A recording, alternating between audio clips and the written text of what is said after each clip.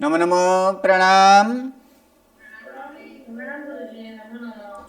नमो रिहंताणं नमो सिद्धाणं नमो आयर्याणं नमो वज्रायाणं नमो लोये सब्बसाहूणं यशो वञ्जनमुक्कारो शब्बपाभप्पणासनो मङ्गलानं च सव्येसिं परमं हवै मङ्गलम् अज्ञानतिमिरन्धानां ज्ञानाञ्जनशलाकया नेत्रम् उन्मीलितं येन तस्मै श्रीगुरवे नमः। परम पूज्य पूज्यपाद कलिकाल सर्वज्ञ हेमचंद्र सुरेश्वर जी महाराजा के द्वारा विरचित सिद्ध हेम शब्दानुशासन नामक व्याकरण ग्रंथ और इसी व्याकरण ग्रंथ से उद्धरित पंडित वर्य शिवलाल जी द्वारा रचित हेम संस्कृत प्रवेशिका और इसी हेम संस्कृत प्रवेशिका प्रथमा और प्रथमा के अंतिम प्रकरण और अंतिम प्रकरण में अब हम सुभाषित जो है ये सुभाषितानी यहाँ पर देख रहे हैं और इसी सुभाषितानी के अब आगे की व्याख्यान आगे की जो सुभाषितानी है उसको हम लोग देखेंगे। तीसरा, उद्यम साहस धैर्य बुद्धि शक्ति पराक्रम षडेते यत्र वर्तते तत्र देव प्रसीदति। उद्यम साहस धैर्यम् उद्यम साहस धैर्यं बुद्धि शक्ति पराक्रम षडेते यत्र वर्तते तत्र देव प्रसीदति। इसमें पदच्छेद अगर देखा जाए और सब कुछ इसमें किया ही गया, तो यहां हम लोग क्रियापद देखेंगे। क्रियापद क्या है यहां पर? वर्तते, यहां पर वर्तते। इस क्रियापद में कौन सा धातु है? वृत धातु। सही है। कौन से गण के हैं? पहले गण के। पहले गण के वृत धातु है और आत्मनिपदी वर्ते वर्तावहे वर्तामहे वर्तसे वर्ते थे वर्तद्वे वर्तते वर्तेते और वर्तन्ते। तो वर्तते अर्थात यहां पर वर्तना अर्थात है, होना अर्थात इसका यहां पर क्या करेंगे? है करेंगे। ठीक है। क्या है? तो यहां पर कहा गया है कि यत्र वर्तते, जहां होता है। क्या? तो एते षड, इसकी संधि विच्छेद करेंगे तो क्या होगा? षड एते। और षड शब्द किसका रूप है? षड सस शब्द का है। शश जो है शश, इस शस का क्या होता है? एक यहां पर षड होता है कि नहीं?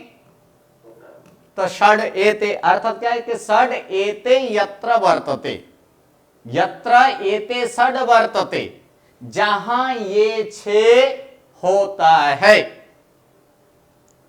कौन से छह? तो ऊपर कहा गया है उद्यम साहस धैर्यम बुद्धि शक्ति पराक्रम। क्या किया? उद्यम। उद्यम का अर्थ होता है प्रयत्न। फिर साहसम अर्थात साहस। फिर धैर्यम अर्थात धीरज। फिर बुद्धि, बुद्धि का अर्थ बुद्धि। शक्ति, शक्ति का अर्थ शक्ति बल। ठीक है। और पराक्रम, पराक्रम का अर्थ पराक्रम अर्थात उसमें पराक्रम करना, उसमें बलवान की तरह, ये पराक्रम। ये छह एते षड, ये छह यत्र वर्तते, जहां होता है, तत्र देवः प्रसीदति। प्र प्लस सद सिद्ध धातु है अर्थात प्रसन्न होना, वहां देव प्रसन्न होता है। कहा? जहां ये छह चीजें होना बहुत ही जरूरी है। क्या? कौन कौन से है? एक तो उद्यम, उद्यम का मतलब होता है प्रयत्न। किसी भी कार्य में क्या होना चाहिए? प्रयत्न होना चाहिए। कार्य करने के लिए क्या होना चाहिए? साहस होना चाहिए। और जब भी कार्य करे वो धीरजता पूर्वक करे, इसलिए क्या होना चाहिए? धैर्य होना भी चाहिए, धीरज होना भी चाहिए। और कार्य किस तरह से सिद्धि हो सके उसके लिए क्या चाहिए? बुद्धि भी होनी चाहिए। और कार्य को संपादित करने के लिए उसके अनुसार यथाशक्ति बल होना चाहिए। वो शक्ति अनुसार उसका क्या होना चाहिए? शक्ति। शक्ति का अर्थ बल होना चाहिए। और उस कार्य के लिए क्या होना चाहिए? पराक्रम, अर्थात उस कार्य के लिए तमन्ना, और उस कार्य को मैं करूंगा ही, उसके प्रति बलवान, ये मन की जो एक बलवान है वो पराक्रम, ये पराक्रम भी होना चाहिए। अगर ये 6 जहां पर होता है वहां निश्चित रूप से देव प्रसिद्ध, यानी देव प्रसन्न होता है। ठीक है, चलिए आगे की वाक्य बोलिए। साहस, साहस का अर्थ होता है कि नहीं डरना। डर क्या है? वहां पर निर्भीकपनु, यानी निर्भीकता जो है वो साहस है। निर्भीक का अर्थ होता है कि डरना नहीं है। ठीक है, कोई भी चीज आ जाए, कुछ भी आ जाए, लेकिन उसमें से डरना नहीं है, तो वो क्या है? वो साहस है। ठीक है, और पराक्रम, तो पराक्रम वो कार्य करने के लिए तमन्ना, उसमें बलवान, वो बलवाड़ा जो है पराक्रम करना, अर्थात उस कार्य को करने के लिए उतर जाना, तैयार हो जाना। हाँ जी, पराक्रम मतलब पैशन नहीं, पैशन तो नहीं, वो तो पैशन तो वो तो धीरज है, वो धैर्य है, वो पैशन है। यहाँ पर पराक्रम मतलब उस कार्य के लिए बलवान होना, वो पराक्रम। हाँ जी, चल उसके बाद वाला। असति भवति सलज्जा क्षारं नीरं च शीतलं भवति दम्भी भवति विवेकी प्रिय वक्ता भवति धृतजना। असति भवति सलज्जा क्षारं नीरं च शीतलं भवति दम्भी भवति विवेकी प्रिय वक्ता भवति धूर्तजना। यहां पर कुछ लक्षण बताया गया है, और वो लक्षण कैसे होता है इसमें बहुत कुछ कहा गया है कि किस प्रकार का लक्षण होता है, क्या क्या होता है, वो सब यहां पर कहा गया है। असति भवति सलज्जा क्षारं नीरं च शीतलं भवति दम्भी भवति विवेकी प्रिय वक्ता भवति धृतजनः। सब में क्रियापद क्या है?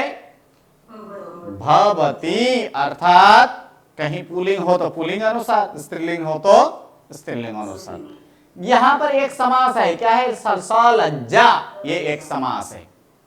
सलज्जा अर्थात लज्जया सह वर्तते यासा इति सलज्जा। कौन सी समास? सहार्थ बहुब्री। क्या है? लज्जया सह वर्तते, अर्थात लज सह के साथ कौन सी विभक्ति लगती है? तृतीया। इसलिए सलज्जया, लज्जया सह, यही क्या है ना, सह लज्जया वर्तते, तो लज्जया मालया, उसी प्रकार क्या होगा?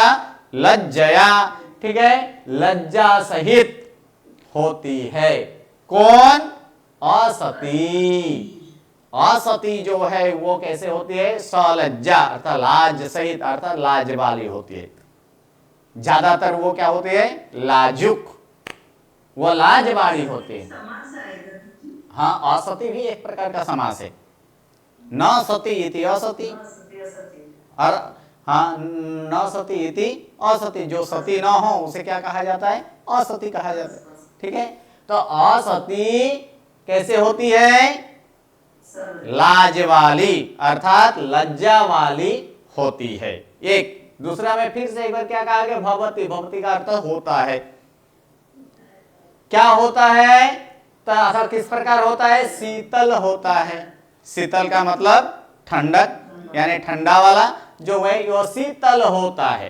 कौन शीतल होता है? तो नीरम, नीरम अर्थात पानी। कैसा पानी? तो क्षारम नीरम, अर्थात खारा पानी।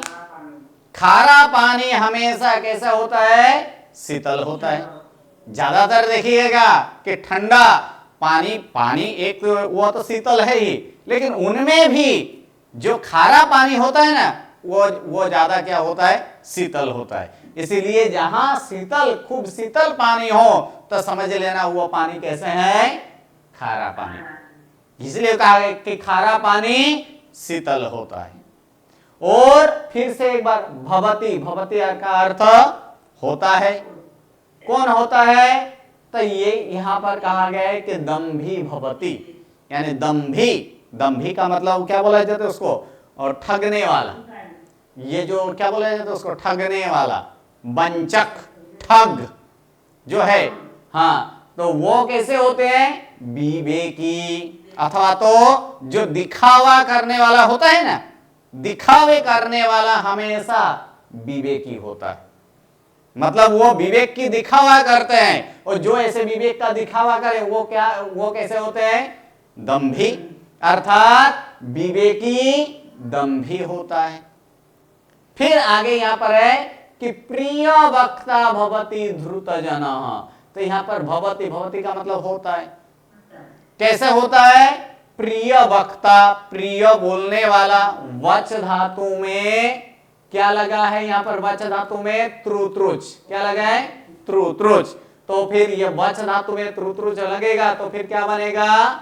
वक्तृ। और वक्तृ करने के बाद उसका प्रथमा एक वचन का रूप क्या होगा? वक्ता। इसीलिए यहां पर क्या है? वक्ता। कैसे बोलने वाला? तो प्रिय बोलने वाला। तो ये प्रिय बोलने वाला, ये प्रिय वक्ता, ये भी समास है, ये भी क्या है? एक समास ही है। तो प्रिय जो बोलता है उसे क्या कहा जाता है? प्रिय वक्ता। तो प्रिय बोलने वाला कैसे होते हैं? धूर्तजन। धूर्तजन अर्थात खराब पुरुष। जो खराब पुरुष है वो खराब पुरुष ज्यादातर क्या बोलते हैं? ठगने वाला जो होता है वो हमेशा क्या बोलता है? प्रिय प्रिय बोलता है। ये लक्षण चारों का यहां पर लक्षण बताया गया है। असती लाज वाली होती है, दूसरा खारा पानी शीतल होता है, फिर विवेकी दंभी होता है, और प्रिय वक्ता अर्थात प्रिय बोलने वाला वो कैसा होता है? धूर्तजन होता है। हाँ, ढोंगी ऐसे बोला जाता है, ढोंगी।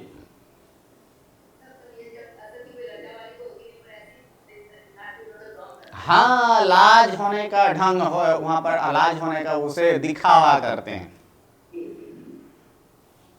चलिए आगे जो वाक्य है, ये आगे का सुभाषित बहुत ही बढ़िया सुभाषित है।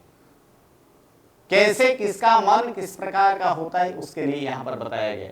अयम नीजो परो वेति गणना लघु चेतसाम उदार चरितानां तु वसुधैव कुटुंबकम्। अयम निज परो वेति गणना लघु चेतसाम् उदार चरितानां तु वसुधैव कुटुंबकम्।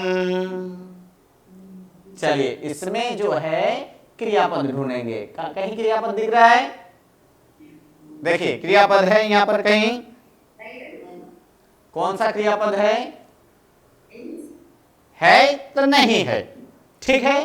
तो यहां पर हम लोग क्या लिखेंगे कि एक क्रियापद ले लेंगे भवति।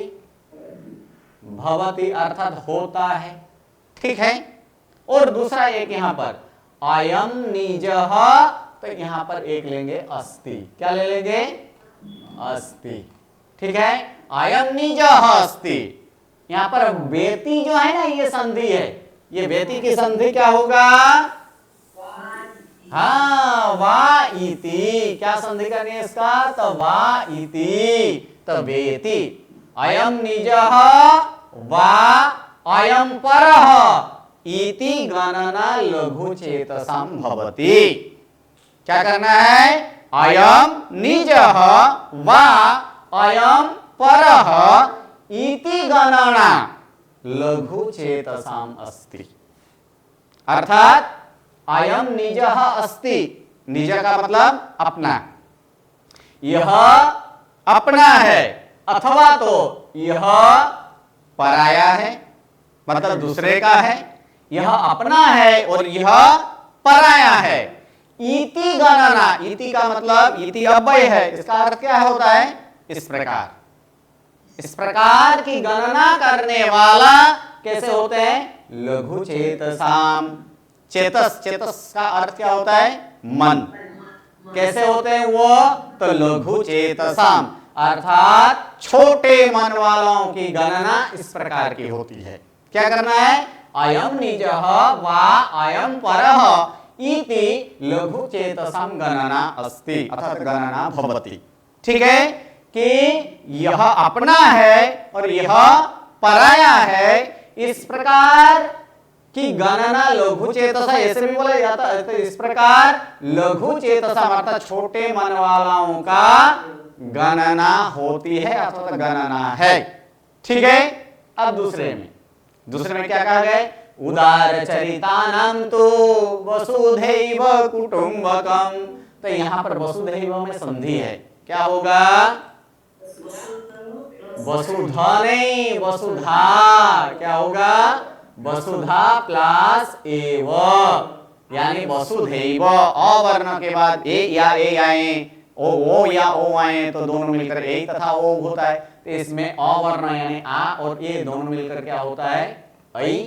इसीलिए यहां पर क्या हुआ है? वसुधैव है क्या? वसुधा एव कुटुंबकम। तो किसका? तू से लेना है, यहां पर तू का अर्थ करना है परंतु। क्या करना है? परंतु उदार चरितानाम, जिसका चरित्र का अर्थ होता है कि मन अथवा तो उसका चरित्र। ठीक है। जिसका चरित्र उदार हो अथवा तो उदार चरित्र वालों का वसुधा एव कुटुंबकम भवति। पृथ्वी एव का अर्थ क्या करना है? ही। पृथ्वी ही क्या होता है? कुटुंब होता है। यह संपूर्ण पृथ्वी ही कुटुंब है, वो किसी का नहीं। ये मेरा है, ये तेरा है, ये अपना है, ये पराया है। इस प्रकार की गणना किसकी है? लघु चेतसाम, अर्थात छोटे मन वालों का है। परंतु जिसका मन विशाल हो, उदार जिसकी चरित्र हो, उनका गणना कैसे होती है? उनका गणना तो किसमें? तो कि संपूर्ण पृथ्वी ही, समस्त पृथ्वी उनके लिए कुटुंब होता है। चलिए नेक्स्ट वाक्य। नेक्स्ट सुभाषित में क्या करना चाहिए उसके लिए यहां पर बताया गया। जिसके पास धन हो उसको क्या करना चाहिए और धन की क्या गति होती है, वो एक दो सुभाषित में हम लोग देखेंगे। तो इसमें कहा गया है दातव्यम भोक्तव्यम सति विभवे संचयो न कर्तव्य पश्येह मधुकरीणाम संचितमर्थम हरन्त्यन्ये। दातव्यम भोक्तव्यम सति विभवे संचयो न कर्तव्य पश्येह मधुकरीणाम संचितमर्थम हरन्त्यन्ये। तो इसका संधि विच्छेद करेंगे। यहां एक संधि विच्छेद है, यहां एक है और यहां पर एक है। तो सर्वप्रथम यहां पर देखेंगे पश्येह, यहां पर क्या होगा? पश्य प्लस इह। क्या करना है? पश्य प्लस इह। पश्य अवर्ण और ई वर्ण दोनों मिलकर क्या होता है? ए होता है कि नहीं? इसीलिए पश्य हुआ। यहां पर संचितम अर्थम, तो इसके तो सीधा सीधा है संचितम अर्थम। और यहां पर क्या करना है? हाँ सही, हरंती अन्ये। ये अस्स स्वर के नियम से क्या हो जाएगा? ई का य हो जाएगा, हरन्त्यन्ये है क्या? हरंती अन्ये।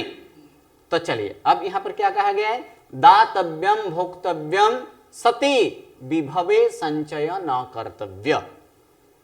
क्या कहा गया है? लेकिन ये मनुष्य के मन और अनादिकाल से ये एक संस्कार जो छोड़ने के लिए तैयार ही नहीं होता है, और जब जब देने का मन होता है या तो छोड़ने का मन होता है, तब कुछ ना कुछ वहां पर ये मन में आ ही जाता है कि नहीं, देना नहीं चाहिए, अगर देंगे तो फिर क्या हो जाएगा, खुट जाएगा, कम होगा, और उसके कारण वो देते नहीं है। वो तो क्या करते हैं, संचय करते जाते हैं, संचित करते ही जाते हैं, लेकिन संचित करने का फल क्या होता है वो नीचे की पंक्ति में दिया गया है उदाहरण सहित। इसीलिए यहां पर क्या कहा गया है, विभवे सती, सती सप्तमी है, यानी धन होने पर क्या है, विभवे सती, धन होने पर दातव्यम भोक्तव्यम, अर्थात धन होने पर दातव्यम, दा धातु में तव्य प्रत्यय लगा, कृदंत बना है, कृत्य कृदंत, अर्थात देने योग्य है, दातव्यम भवति, अथवा तो भोक्तव्यम भवति, अर्थात देने योग्य होता है, अथवा तो क्या करना होता है, भोग करने योग्य होता है। यहां पर भोग करना मतलब खाना ही नहीं, भोग करना मतलब ऐसे अपने लिए उपयोग में लाना, वो भोग करना है ना। तो ये क्या है कि धन होने पर देने योग्य अथवा तो भोगने योग्य होता है, परंतु क्या कहा गया, संचय न कर्तव्य, परंतु संचय करने योग्य नहीं होता है, न भवति, क्या नहीं होता है, तो कर्तव्य न भवति, यानी करना नहीं चाहिए, ऐसे भी हो सकता है, अथवा तो कर्तव्य नहीं होता है, करने योग्य नहीं होता है। क्या करने योग्य नहीं होता है, संचय, संचय करने योग्य नहीं होता है, किसका, तो यहां पर धन का। तो इसलिए क्या बोला कि विभवे सती दातव्यम भोक्तव्यम, धन होने पर देना योग्य अथवा तो देना चाहिए अथवा तो भोग करना चाहिए, परंतु संचय करना नहीं चाहिए। क्यों, तो उसके लिए नीचे लाइन में यहां पर दिया गया, पश्य किसका रूप है, आज्ञार्थ मध्यम पुरुष एक वचन, आज्ञार्थ मध्यम पुरुष एक वचन, अर्थात यहां पर मध्यम पुरुष एक वचन, तो कर्ता क्या होगा, त्वम होगा कि नहीं,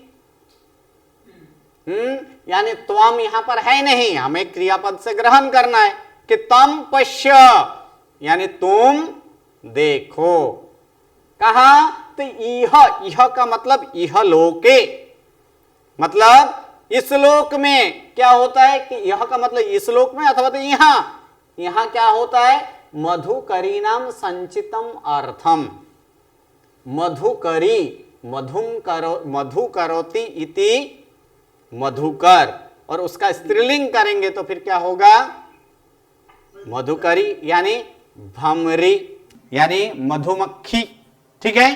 तो मधुमक्खी जो है कि मधुमक्खी का अर्थम संचितम अर्थम, मधुमक्खियों के द्वारा अथवा तो मधुमक्खियों का संचय किया गया अर्थ, उनके लिए अर्थ का मतलब क्या है, अर्थ का लिए उनका मतलब धन संपत्ति नहीं है, उन लोग के लिए अर्थ, मधुमक्खियों के लिए अर्थ क्या है, मधु है कि नहीं, यानी मधु अर्थात शहद, जो शहद होता है वो शहद क्या है, तो उनके लिए वो अर्थ के समान है, ठीक है। तो वही कहा गया कि मधुकरी नाम संचितम अर्थम, अर्थात मधुमक्खियों का संचय किया गया अर्थ, अन्य हरंती, यानी दूसरों क्या होता है, दूसरों यानी अन्य व्यक्ति क्या करते हैं, हरंती, यहां पर हरंती का अर्थ ले जाना, अर्थात ले जाते हैं, अथवा तो चोरी कर लेते हैं, चोरी करना नहीं बैठेगा, यहां पर क्या करना है, ले जाते हैं, ठीक है। तो फिर से एक बार कि विभवे सती दातव्यम भोक्तव्यम, कर्त संचय कर्तव्यम न भवति, ठीक है। धन होने पर देना चाहिए अथवा भोग करना चाहिए, परंतु संचय करना नहीं चाहिए। तुम देखो कि यहां अर्थात इस लोक में, इस पृथ्वी लोक में मधुमक्खियों का संचय किया गया अर्थ, अर्थात संचय किया गया अर्थ का अर्थ क्या, संचय किया गया मधु अथवा तो शहद और कोई अन्य यानी वो दूसरा हरण करते हैं, दूसरे हरण करते हैं। ठीक है, उसके बाद वाला और एक यहां पर दिया गया धन के लिए ही, क्या दिया गया, पिपीलिकार्जितम धान्यम मक्षिका संचितम मधु लुब्धेन संचितम द्रव्यम समूलम विनश्यति। फिर से एक बार, पिपीलिकार्जितम धान्यम मक्षिका संचितम मधु लुब्धेन संचितम द्रव्यम समूलम व्यय विनिश्यति। इस व्यय का ये सिर्फ पाद पूर्ति के लिए है, इसका कुछ अर्थ यहां पर नहीं है। ठीक है, बाकी तो यहां पर ये समास है, पिपीलिकार्जितम, यहां भी समास है, मक्षिका संचितम। ठीक है, और कोई यहां पर ये भी एक समास है, समूलम, मूलेन सह वर्तते यद तद, वो क्या होता है, समूलम, अर्थात मूल सहित, जो मूल है वो मूल सहित, वो मूल सहित क्या होता है, विनिश्यति, अर्थात विनाश होता है, वो मूल सहित विनाश होता है। क्या, तो पहले से देख लेते हैं, पिपीलिकार्जितम धान्यम, पिपीलिका का अर्थ होता है चींटी, अर्थात चींटियों के द्वारा उपार्जन किया गया, अर्जन किया गया धान्य का। ठीक है, फिर मक्षिका संचितम मधु, यानी मधुमक्खियों के द्वारा संचय किया गया मधु अर्थात शहद। ठीक है, और लुब्धेन संचितम द्रव्यम, और लोभी के द्वारा संचय किया गया द्रव्य, ये तीनों तीन क्या होता है, समूलम विनिश्यति, मूल सहित विनाश होता है।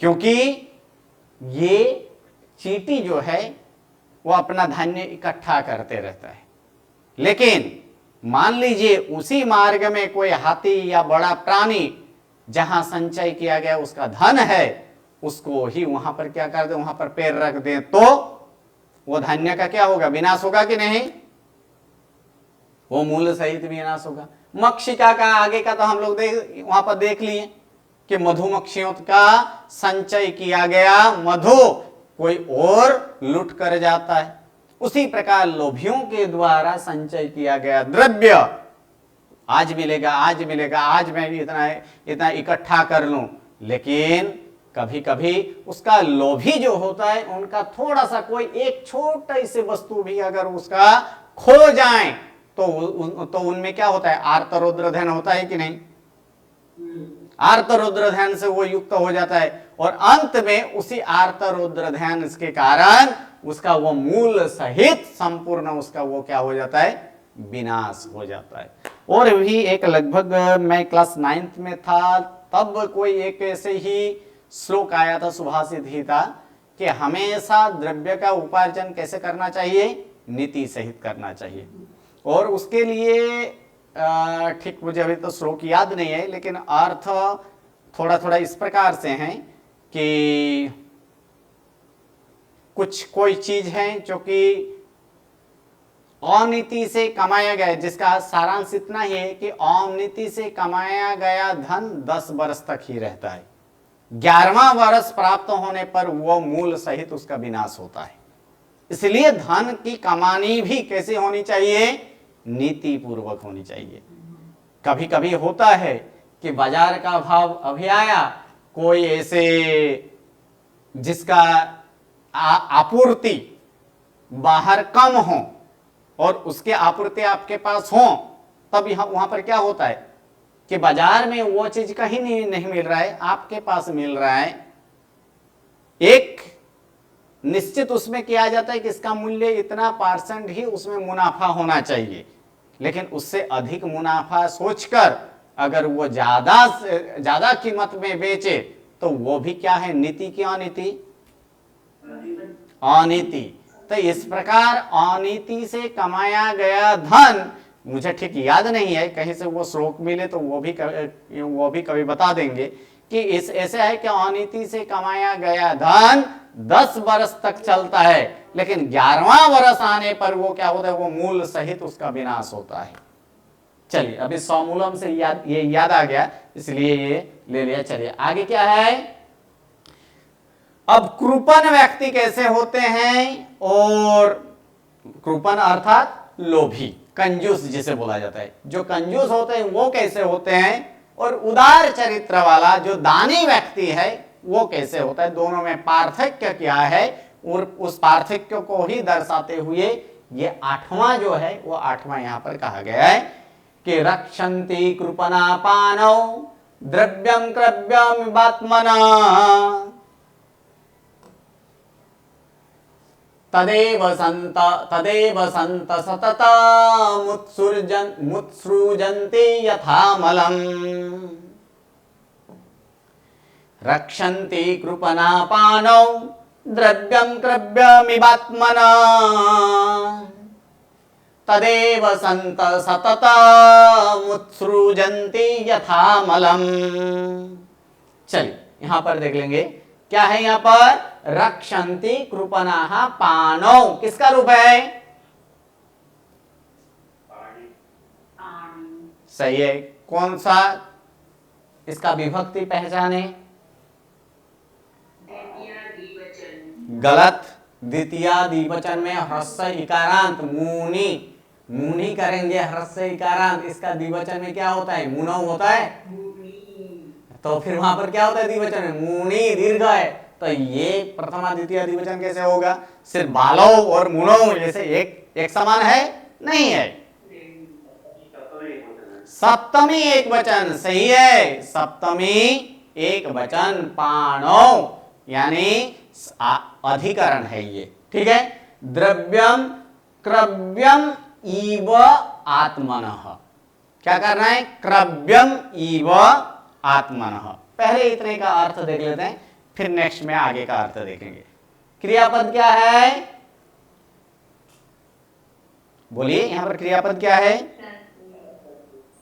रक्षन्ति, रक्षन्ति का अर्थ रक्षा करते हैं, ठीक है, रक्षा करते हैं, किसकी तरह, तो ईव है यहां पर, ईव ईव मतलब की तरह, किसकी तरह, तो क्रव्यम ईव मांस की तरह, क्रव्य का अर्थ क्या होता है, मांस, ठीक है, मांस की तरह रक्षण करते हैं, ठीक है, किसका मांस है, तो यहां पर कहा गया कि पानौ क्रव्यम इव, हाथ में रहे हुए मांस की तरह, अर्थात हाथ में चामड़ी के अंदर जो कि मांस जो होता है ना उसकी तरह, कौन, तो हाथ में रहे हुए मांस की तरह रक्षण करते, किसके हाथ में, तो यहां पर कहा गया कि आत्मनः, कौन सी विभक्ति है, षष्ठी, सही है, कि कश्यपानो तो आत्मनः पानो,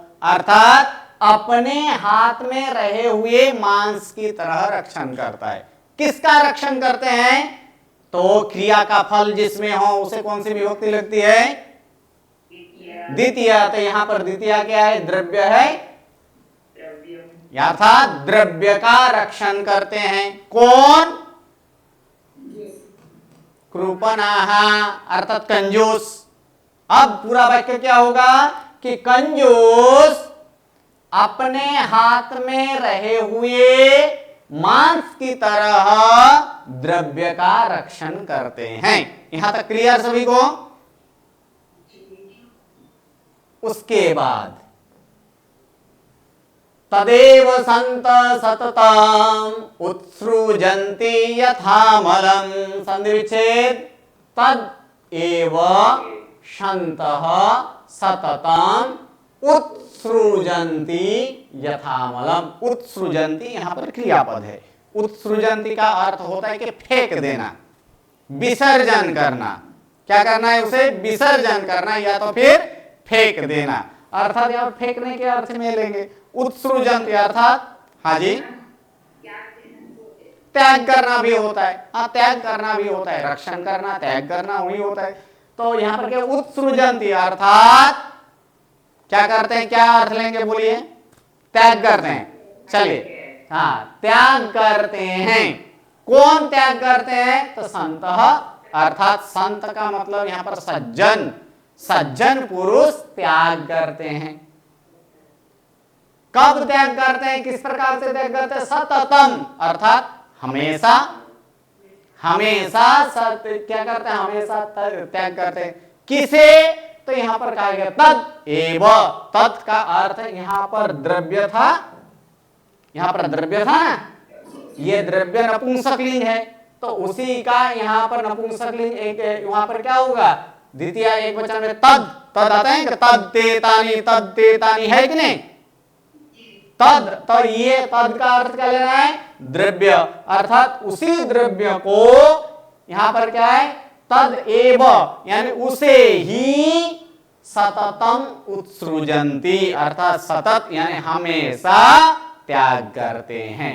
किसकी तरह, तो यहां पर कहा गया यथा मलम, मलम यथा अर्थात मेल की तरह, ठीक है, तो मेल की तरह वो क्या करते हैं, त्याग करते हैं, हमेशा त्याग करते हैं। कौन, तो संत यानी सज्जन या तो सत्पुरुष। तो पूरा वाक्य यहां पर देखेंगे तो पूरा वाक्य क्या होगा कि कंजूस, कंजूस अपने हाथ में रहे हुए मांस की तरह द्रव्य का रक्षण करते हैं, जबकि संत पुरुष उसे ही मतलब उस द्रव्य को ही मेल की तरह, जिस प्रकार मेल हो तो मेल की जैसे हमेशा त्याग करते हैं। Okay, clear. चलिए नेक्स्ट वाक्य, अब कौन किससे बड़ा है वो दर्शाते हुए ये सुभाषित है। गिरिर्महन् गिरिरब्धि महानब्धिर्नभो महात् नभसोऽपि महद्ब्रह्म ततोप्यासागरीयसी। गिरिर्महन् गिरिरब्धि महानब्धिर्नभो महात् नभसोऽपि महत् ब्रह्म ततोप्यासागरीयसी।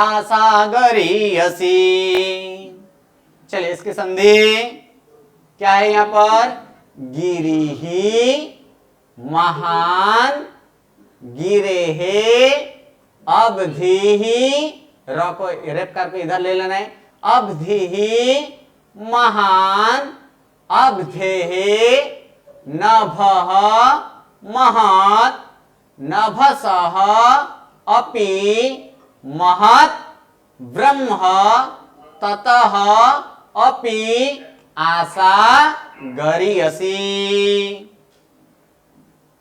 देखिए सबसे बड़ा कौन है, तो इसके लिए यहां पर बताया गया एक से बढ़कर एक, जे एक एक करके सबसे बड़ी कोई अगर कोई हो तो वो अंत में दिया गया है कि कौन सबसे बड़ी है। तो यहां पर सबसे पहले क्या बताया गया है कि यहाँ पर कोई क्रियापद ऐसे विशेष कोई क्रियापद नहीं है, तो हम लोग एक क्रियापद हर एक जगह पे ये इस क्रियापद का प्रयोग करेंगे। कौन सा, अस्ति, अस्ति क्रियापद का प्रयोग करेंगे। गिरिहि महान अस्ति अर्थात महान का अर्थ विशाल बड़ा, ठीक है, तो गिरिहि महान अस्ति अर्थात पर्वत बड़ा है, ठीक है। उसके बाद गिरे है कौन सी विभक्ति, तो पंचमी और षष्ठी दोनों में आता है, तो यहां पर पंचमी लेना है क्योंकि षष्ठी का संबंध नहीं है, क्योंकि इससे उससे करना है, तो वहां पर क्या करना है, पंचमी लेना है, अर्थात पर्वत से गिरे है अब्धि महान अस्ति अर्थात पर्वत से समुद्र, अब्धि, अब्धि का मतलब क्या होता है, समुद्र, तो समुद्र क्या है, महान अस्ति अर्थात बड़ा है। पहले क्या बोला गया, गिरिहि महान अस्ति अर्थात पर्वत बड़ा है, गिरे है अब्धि महान अस्ति अर्थात पर्वत से समुद्र बड़ा है। आगे यहां पर बोला गया अब्धेः नभः महत्, नभो महत् अर्थात नभः महत्, नभस नपुंसकलिंग है इसलिए इसको महत् किया गया है। ठीक है, तो अब्धेः यहां भी पंचमी लेना है, अर्थात समुद्र से आकाश बड़ा है। समुद्र से नभ, नभ का मतलब आकाश, अर्थात समुद्र से आकाश बड़ा है। अब यहां पर कहा गया फिर से एक बार पंचमी, नभसः अपि महत् ब्रह्म, अर्थात आकाश से भी बड़ा कौन है? ब्रह्मांड, पूरा जगत, जगत जो है ना वह जगत को ये क्या बोला गया कि महत् ब्रह्म, यानी ब्रह्मांड वो क्या है? बड़ा है। और उससे भी बड़ा अगर कोई हो, उससे भी बड़ी, तो यहां पर कहा गया है ततः अपि, ततः मतलब उससे भी, अर्थात इस ब्रह्मांड से भी आशा गरीयसी, गरीयसी ये क्रुदंत तद्धित है, तद्धित वहां पर गरीयसी, गरीयस अर्थात गुरु शब्द से, गुरु शब्द से गरीयस हुआ था कि नहीं, गुरु का हाँ यस प्रत्यय, यस प्रत्यय लगकर वो क्या गरीयस हुआ है, गरीयस अर्थात सबसे बड़ी। ठीक है, और ये स्त्रीलिंग है, आशा स्त्रीलिंग है इसके, इसलिए इसको स्त्रीलिंग किया गया। सबसे बड़ी, उससे भी बड़ी कौन है? आशा है, उससे भी बड़ी आशा है, यानी सबसे बड़ी अगर कोई हो इस दुनिया में तो वो कौन है? आशा है। आशा से कोई बढ़कर नहीं है। ठीक है,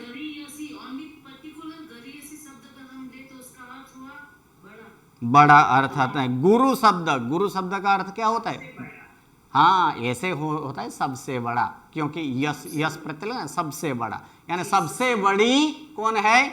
उससे, क्योंकि यहां पर सबसे बड़ी नहीं लेना है, यहां पर बड़ी ही करना है, क्योंकि ततः यहां पर दिया गया ना, उससे भी, यहां पर सबसे बड़ी वो ठीक बैठेगा नहीं है, इसलिए यहां पर सबसे छोड़ देना है। क्या यहां पर क्या करना है? उससे भी बड़ी कौन है? आशा है। हाँ हाँ जी, इसलिए क्या करें? उससे भी बड़ी आशा है। ठीक है, चलिए अब आशा कैसी है तो उसके लिए उसके बाद वाला में यहां पर 10वां नंबर पे बताया गया है कि आशा चीज क्या है और आशा कैसी है। तो उसके लिए यहां पर कहा गया है आशा नाम मनुष्यानाम काचिदाश्चर्य श्रृंखला यया बद्धा प्रधावन्ति मुक्तस्तिष्ठन्ति पंगुवत्। आशा नाम मनुष्यानाम आश्चर्य श्रृंखला यया बद्धा प्रधावन्ति मुक्तस्तिष्ठन्ति पंगुवत्। चलिए सबसे पहले संधि देख लेते हैं। संधि क्या है इसमें? काचित आश्चर्य श्रृंखला, ये पूरा समास है, आश्चर्य श्रृंखला।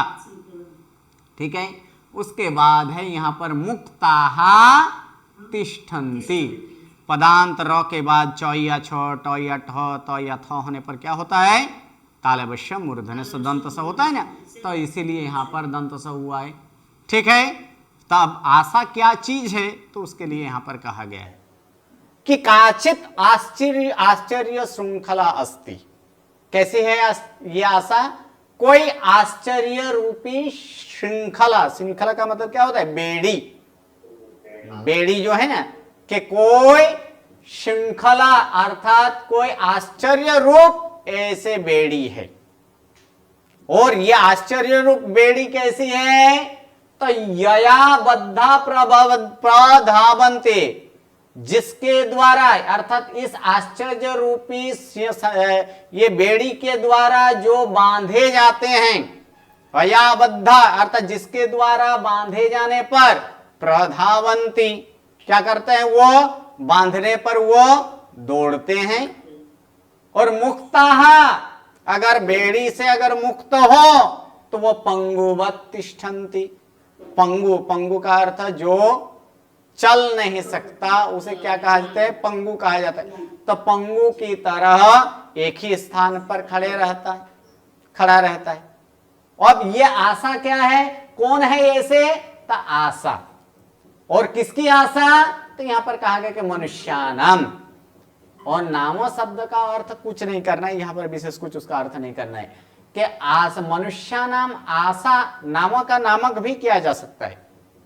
नामक यहां पर अर्थ किया जाए, आशा नामक कोई एक आश्चर्य श्रृंखला है। मनुष्य के आशा नामक ये कोई एक आश्चर्यचकित या तो आश्चर्य रूप बेड़ी है, जिसके द्वारा बांधे जाने पर या तो जिसके द्वारा बांधे हुए बद्धा, ये बांधे हुए कौन? तो ऊपर से क्या लेना है? जीवाहा अथवा तो जनाहा। हाँ, जिसके द्वारा यया स्त्रीलिंग में लिया गया है, क्योंकि श्रृंखला स्त्रीलिंग है, इसीलिए इसको स्त्रीलिंग यद का स्त्रीलिंग यहां पर किया गया यया, अर्थात जिसके द्वारा बंधे हुए कौन? जीव अथवा तो मनुष्य, जिसके द्वारा बंधे हुए मनुष्य प्रधावंती अर्थात दौड़ते हैं, और मुक्तः अर्थात जिसके द्वारा अथवा जिससे मुक्त होने पर अर्थात छूट जाने पर अथवा छूटे हुए व्यक्ति मुक्त हुए ऐसे जीव अथवा ऐसे मनुष्य पंगुवत् तिष्ठन्ति, पंगु की तरह एक ही स्थान पर खड़ा रहता है। आशा को ग्रहण करके कोई बांधता है खुद को, तो दौड़ता है कर्म करने के लिए। कोई आशा ही नहीं होती। आशा नहीं तो वो तो एक ही स्थान पर है। मान लीजिए, हाँ, ऐसे ही है कि कोई एक जगह पे कुछ चीज अमूल्य ऐसे कोई वस्तु वहां कुछ कोई दे रहा है, दान में दे रहा है या तो किसी की तरह से भेंट स्वरूप में दे रहा है, और उस समय व्यक्ति का मान लीजिए बुखार हो, खूब बुखार आया हो, जो अपने यहां से अपने सैया से वो उठ नहीं पाए, ऐसे बुखार आ जाए, और उसे अगर सुनाई दिया कि ये कुछ अमूल्य चीज हैं जो वो दे रहा है, तब भी वो जो उठ नहीं पाएगा वो भी दौड़ने लगेगा कि नहीं? जी। क्यों? क्योंकि उसे लेना है, इसलिए उस चीज की मुझे उसे ग्रहण करनी है, तो इसकी आशा है, प्राप्त करने की आशा, वही प्राप्त करने की आशा उसको दौड़ा के ले जाएगा। और कोई एक स्वस्थ मनुष्य हो जिसे कोई भी रोग नहीं हो, लेकिन उसके लिए अगर वो कोई कुछ कीमत ही ना हो, अमूल्य वस्तु भी अगर उसके अंदर आशा ही ना हो, तो फिर वो क्या करे? ठीक है, जाने दो, वहां देते हैं तो देते हैं, हम क्या करें उसका।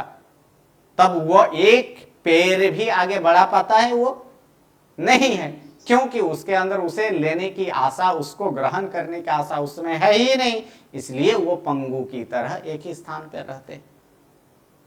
ठीक है, चलिए यहां पर हम लोग यहां तक के आगे का 11वां से जो है वो हम लोग नेक्स्ट क्लास में देखेंगे। नमो नमः, प्रणाम।